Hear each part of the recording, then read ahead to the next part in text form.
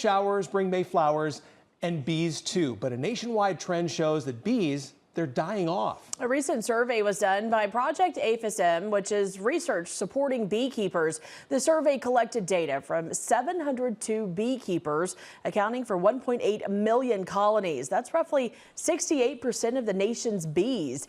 Data says that these beekeepers are having an average loss of 62% of their colonies. Now, these numbers are sounding the alarm for beekeepers across the country and right here in Siouxland. KTIV's Taylor Deckert spoke with local beekeeping experts about what's happening with their colonies. Behind me represents about 160 dead colonies just right here.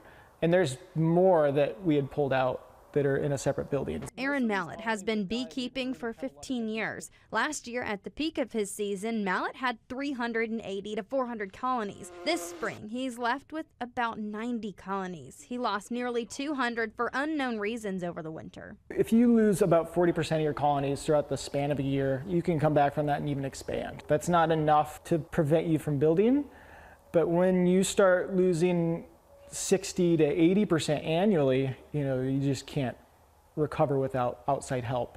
Beekeepers are finding their hives are dying all over the country. We know that it doesn't seem to be related to management practices. It seems to be happening, to all beekeepers. Mallett's colonies are located in Salix, Iowa, providing pollination for local crops while making the golden syrup we know and love as honey. When it comes to the reasons these bees are dying off, there's lots of unknowns. Colonies that are completely dead with dead bees in them, they have plenty of honey, so we know that they didn't starve. We can also tell by looking that it's not weather related or cold. Sometimes when it gets really cold, the bees can't get to where the honey is. That's not what's happening this year. These bee experts and beekeepers want to share that there is no changes to the honey that you're seeing locally. Down the road at Mallett's live hives, his bees are thriving for now.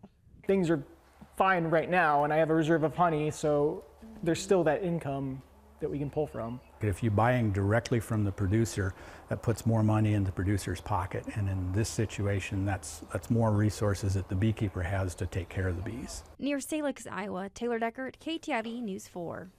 The annual beekeeping survey is open now through April 30th, and beekeepers who haven't filled out the survey can find more online right now at KTIV.com. Now, these experts add you can continue to support your local beekeepers by buying your honey locally. However, prices may be higher depending on the beekeeper. Mallett says if you're buying from a smaller producer, they might justify the loss, making their honey more valuable because they just don't have as much. If you're looking at a bigger beekeeper that has hundreds of hives and thousands of pounds in reserve, they're not going to budge much on their price.